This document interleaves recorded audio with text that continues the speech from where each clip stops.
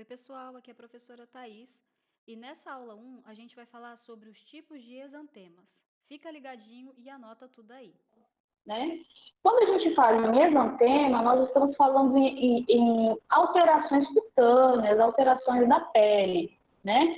Então, a gente sabe que o exantema causa erupções cutâneas, né? Ou então ele pode ser chamado também de racho cutâneo, tá bom?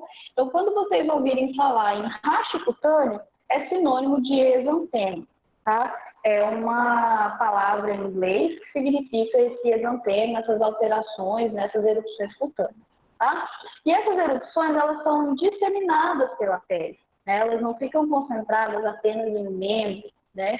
Geralmente, essas doenças exantemáticas, a maioria delas, elas cursam da seguinte forma: esse exantema, ele aparece céfalo-caudal, então ele começa a aparecer do crânio, aí ele vai se estendendo para o abdômen, para os membros superiores, até chegar lá nos membros inferiores, tá? A maioria delas, mas nem todas são assim.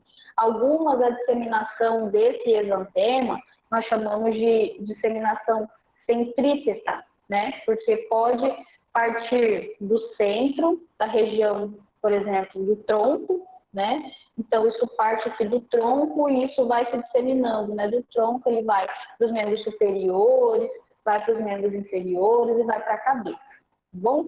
Mas, de certa forma, essas erupções, elas se disseminam por todo o corpo, né? Elas se estendem por todo o corpo, elas não são localizadas, tá?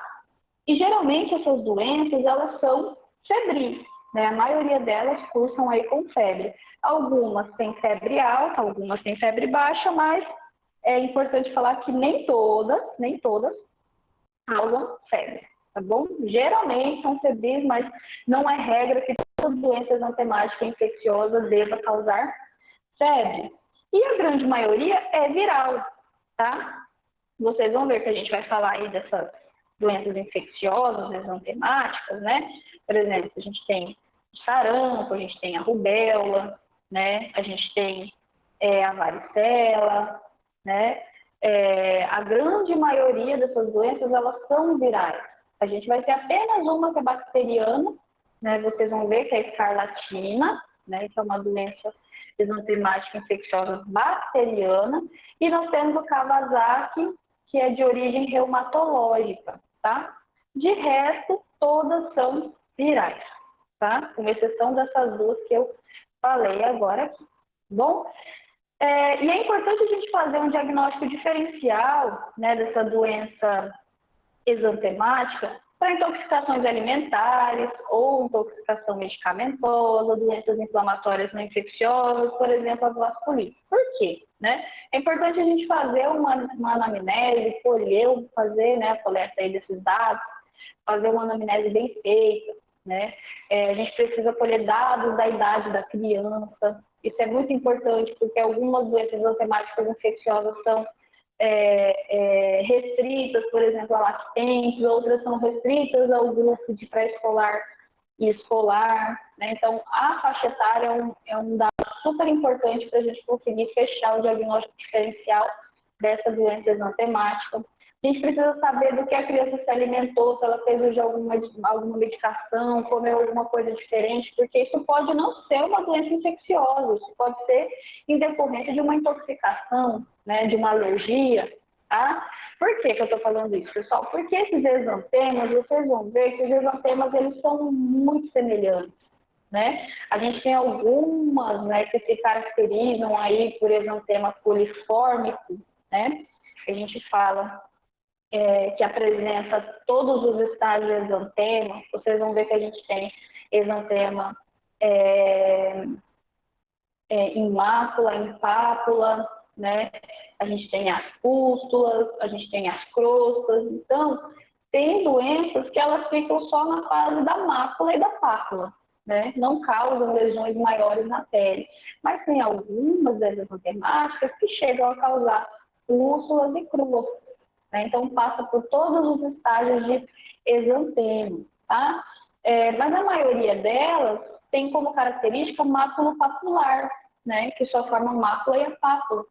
Então, fica difícil você conseguir saber se é uma doença ou outra avaliando apenas o tipo de exantema. A gente precisa avaliar outras coisas, né? Precisa avaliar a faixa etária, precisa avaliar se viajou recentemente, se teve contato com alguém com alguma doença infecciosa exantemática, né?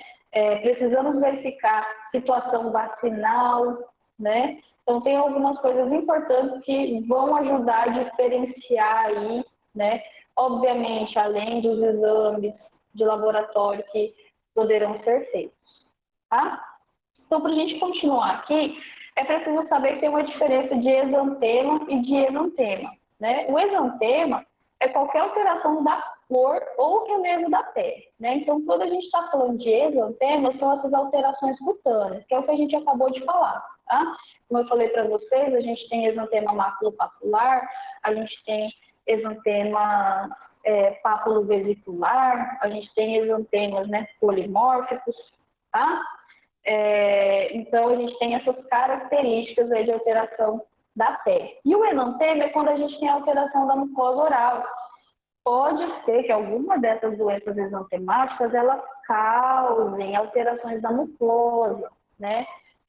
Pode trazer, por exemplo, a exemplo do sarampo, né? Que tem o sinal de Koplik, que são como se fossem aftas, né? Na região da bochecha mesmo, né? A gente pode falar assim, para ficar mais fácil de entender, né? Na mucosa inferior, né? Oral, bem próximo do terceiro molar, tá? Então, essas manchinhas aí, esse sinal de Koplik, a gente chama de um exantema, porque é alteração da mucosa oral, tá? Então, é diferente exantema de exantema. Bom, então, a princípio, para a gente entender, é isso, né?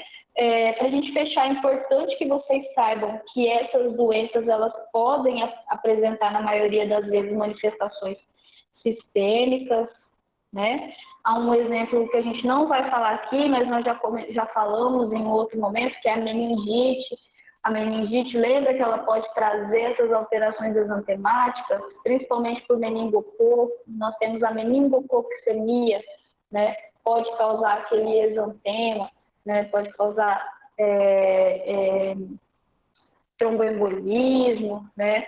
Uma série de problemas vasculares graves, tá? Então, pode levar a manifestações sistêmicas, tá?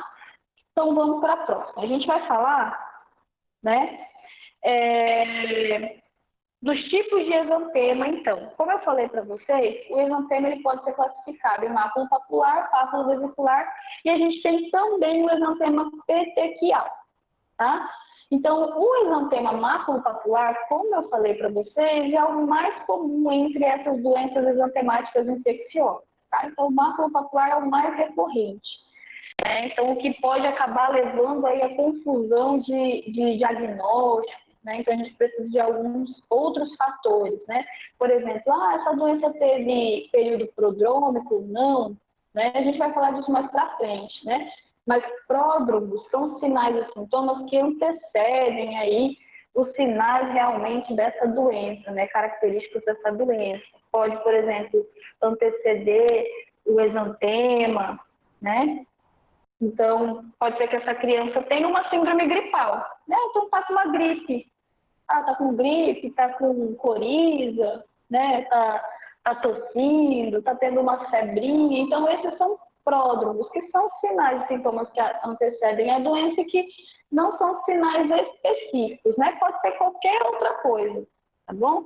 Então, algumas dessas doenças exantemáticas possuem pródromos e algumas não possuem. Então, isso já pode fazer aí um diferencial, um diagnóstico diferencial, tá? Então, dentro desse tipo de lesão cutânea, né, esse exantema maculopapular, a gente tem ainda subclassificações dentro dele. A gente pode ter um exantema maculopapular morbiliforme, a gente pode ter um exantema maculopapular rubeuliforme, pode ter um escarlatiniforme e urticariforme, tá bom? Esse morbiliforme é característico do sarampo, né? A gente vai falar dele daqui a pouquinho. Tá? O rubeuliforme, o próprio nome já fala, né? Rubeuliforme, então ele é da rubéola. escarlatiniforme, característico da escarlatina, né? E urticariforme. Quando a gente fala em urticária, a gente está falando de uma coisa que coça, né? É uma coisa que causa prurido. Então, o urticariforme vai estar relacionado aí a essas doenças exantemáticas que causam prurido, tá bom? Então, a gente tem também o exantema pápulo-vesicular, como eu falei para vocês, então é aquele exantema que a gente já pode chamar ele de polimórfico, né? Porque significa que para ele ter pápula e vesícula, ele passou antes pelo estado de mácula e de pápula, né? Então, ele passou pela mácula, pápula e chegou até o estágio de vesícula, e isso vai levar à formação de crustas. É o caso aí da varicela, da catapora, né? Quem teve catapora já sabe, né? Então, a gente chama esse tipo de exantema de polimórfico, tá? E a gente tem exantema petequial, tá? Esse exantema petequial, é só lembrar da dengue, né? Quando a gente fala da dengue, a dengue é uma doença exantemática, né? Ela não é contagiosa, no sentido de, opa, eu não passo para você. A exemplo do sarampo, da catapora, né? Que se a gente tiver contato, eu passo para você, né? Ela não é contagiosa. Tá? A dengue, a zika, a chikungunya são transmitidas por uma arbovirose, né? A gente chama ela de arbovirose. São transmitidas por arbovírus. Eu acho que eu até comentei com vocês isso na aula de meningite, né? Então, os vetores, o mosquito da dengue, o Aedes aegypti, a gente tem outros, né? Outros da família Aedes aí que causam essas doenças, né? E daí se desenvolve a doença no organismo, mas elas não são contagiosas, tá? Então, quando a gente lembra da dengue, que forma aquelas petequias, aquilo é um exantema petequial, né? Quando forma aquelas petequias. No caso também da meningococcemia, a gente também tem exantema petequial. Lembra que forma aquelas petequias, só que são petequias purpúricas, né? Purpuráceas, que formam aquelas lesões bem escurecidas, chegam até a ser pretas na pele mesmo, tá bom? Quando a gente tem a meningococcemia, que é a forma mais sistêmica mesmo do meningococo, tá? Então, são essas formas de exantemas. Então, para vocês verem aqui a diferenciação, né?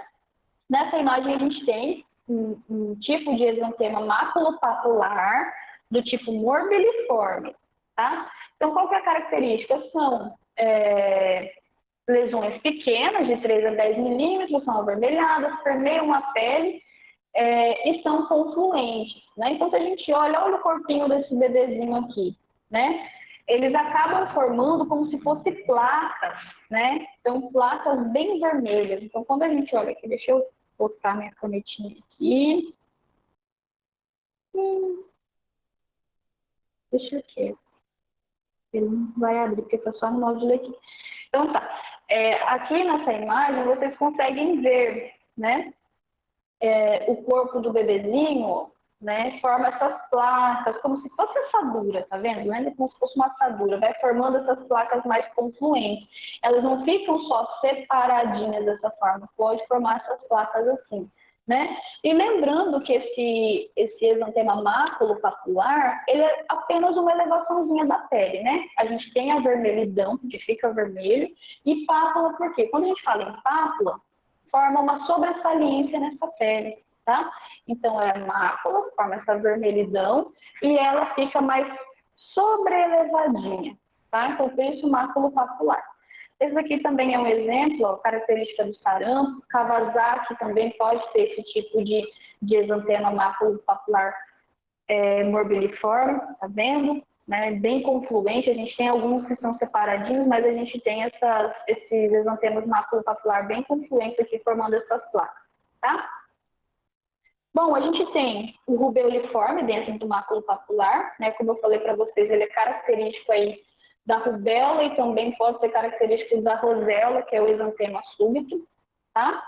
Então, são semelhantes ao morbiliforme, que é o do sarampo, tá? Mas a coloração é rosa, diferente da do sarampo, que a coloração é bem avermelhadinha, tá? E as pápulas são menores do que no sarampo, tá bom? Então, a gente vai ver, pode ter a formaçãozinha de plaquinhas também, mas as pápulas, elas são menores. Se a gente olhar aqui na característica do sarampo, elas são bem maiores. Aqui na rubeoliforme, por exemplo, a gente tem mácula papular, só que elas são bem menores, não são tão grandinhas quanto no sarampo e no Kawasaki, tá?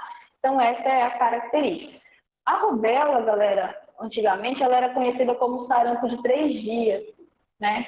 Porque era conhecido como sarampo de mais brando, né?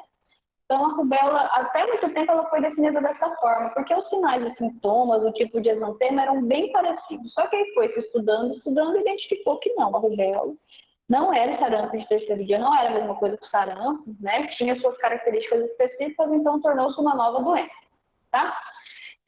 Então, até por isso que esse exantema é bem parecido. Só que a rubéola, ela cursa de uma forma benigna, né? Diferente do sarampo.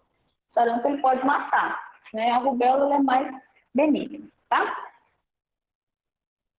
E aí a gente tem o máculo papular também, escarlatiniforme, né? Então, qual que é a característica? Então, ele tem uma difuso, vermelho vivo, pontiforme e áspero opósito, sensação de lixa. É típico da escarlatina, por isso que o nome é escarlatiniforme, tá? Então, eu falei para vocês que a escarlatina é a única doença exantemática aqui que é bacteriana, né? O restante é viral e a gente tem o Kawasaki, que é reumatológico, certo? Então, olha a característica da escarlatina. Ela forma esse eritema difuso e é lixento. Se a gente olha nessa imagem aqui, a gente parece até que consegue ver meio pontinhas assim, né? Que é essa característica pontiforme. Então, se a gente passa a mão, ela fica no aspecto de lixa mesmo. E é bem difuso, tá vendo? Ele não é tão separado, a exemplo do sarampo. E urticariforme, tá? Urticariforme são erupções, né? A gente tem pápula eritematosa, com contornos irregulares, tipo de reação medicamentosa, alergia e também bem característico do Coxsackie vírus e da mononucleose, tá? O Coxsackie vírus é uma enterovirose, é a doença mão, pé e boca, né? O bebezinho é muito comum lactente, porque o bebê está naquela fase de colocar a mão e o pezinho na boca, aí quando você vê, a mãozinha está toda cheia de lesão, o pezinho também, ao redor da boca, no interior na mucosa oral, né? Então, é o Coxsackie vírus, uma enterovirose. E a mononucleose é a doença do beijo, tá? Que a gente vai falar mais pra frente. Então, olha a característica dessa mácula papulosa aqui, né? Urticariforme. A gente tem bem regular e ao centro dela é como se ela fosse, né, mais branquinha e ao redor a vermelhidão é mais intensa, né? É bem característico mesmo de reação alimentar, reação medicamentosa, tá? Então, a gente tem a pápula vesicular, o exantema pápula vesicular, ok? Então, é comum a sucessão de máculas em pápulas, em vesículas, pústulas e crostas. Como eu falei para vocês, né, o exantema pápula vesicular, ele é conhecido como polimórfico porque ele passa por todos os estágios de exantema, tá? Podem ser identificados em doenças, né, causadas pelo herpes simples e zoster ou generalizadas como a varicela, impetigo, candidíase, etc. Tá? Então, quem teve catapora, essa daqui é uma lesão característica da varicela, que é a catapora, né? E aí a gente pode ter, galera, então significa que esses estágios dessas lesões são iguais? Não, a gente chama de polimorfismo justamente por isso, porque nessa criança aqui, que tem esse tipo de exantema pápulo vesicular, alguns lugares a gente vai ter pápulas, alguns lugares a gente vai ter mácula apenas, alguns lugares a gente já vai ter vesícula, vai ter pústula, vai ter algumas que já estão secando, né, vai ter crostas, tá? E aí tem muita gente que sempre pergunta, professora, é verdade que a criança, ela para, o indivíduo, né, que contrai varicela, ele para de transmitir a doença quando todas as feridinhas secam? Isso é real, tá? Porque a gente tem que a transmissão da varicela, né, também é por contato nessas secreções. Então, enquanto a gente tem pus, tem vesícula e tem pústula, significa que isso pode ser transmitido através do contato por essas secreções, tá? Então, a partir do momento que todas as lesões são em crosta, significa que a doença já não está sendo mais transmitida, tá bom?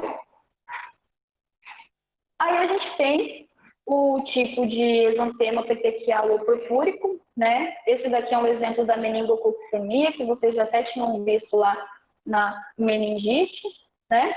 Só que esse exantema purpúrico, por exemplo, ele não desaparece a digitopressão. Lembra que eu falei para vocês do teste lá do copo, né? Que a gente coloca o copo por cima, esse exantema ele não vai desaparecer a pressão. Diferente do exantema petequial da dengue, que se a gente faz essa digitopressão, né? Ele desaparece. Então, vai ficar branquinho no lugar que a gente pressionar com o corpo. Tá bom? Então, nesse tipo de exantema, nós temos alterações vasculares, né? Então, essa lesão purpúrica aqui, ela acontece justamente porque a gente tem extravasamento de sangue. Então, a gente tem extravasamento de hemácia. Podemos ter problemas de plaquetas e de coagulação. Então, isso é bem grave, né? Então, está associado aí septicemias bacterianas, citomegalovirose, meningococemia, e esse aqui é característico da dengue, tá bom? Bom, então para a gente continuar aqui e falar um pouquinho de cada uma dessas doenças exantemáticas infecciosas, é importante que a gente saiba de uma coisa, né? Coloquei aqui uma perguntinha. Será que o tipo de exantema é a melhor forma de classificar uma doença exantemática? Não, não é. Porque, como eu falei para vocês, a maioria das doenças exantemáticas a gente vai ter o exantema maculopapular, que é o mais comum, né? E ainda de característica morbiuniforme. Esse é o mais comum. Então, só caracterizar pelo exantema não vai fazer o diagnóstico diferencial de qual doença é e de qual doença não é, tá bom? E, então, a gente precisa avaliar outras coisas, como eu falei para vocês. A idade da criança é super importante para a gente fazer essa avaliação, né? A procedência, se teve histórico de febre, né, se foi de início abrupto ou não, a duração, a intensidade dessa febre, é uma febre alta, uma febre baixinha, né? Características do período prodrômico, então quais são os sinais e sintomas do período prodrômico? Tem período prodrômico ou não, né? O tipo de exantema vai ser importante, obviamente, né? Os sinais e sintomas associados, se a criança fez uso de medicamentos, se alimentou de alguma coisa diferente, né? Para aparecer essa doença. Temos que avaliar a situação vacinal, porque a gente já falou do sarampo, rubéola, varicela, e a gente tem vacina contra essas doenças. Então, a gente precisa saber a situação vacinal e se viajou recentemente, porque tem algumas doenças, por exemplo, que são importadas de outros países, porque algumas até então eram consideradas erradicadas.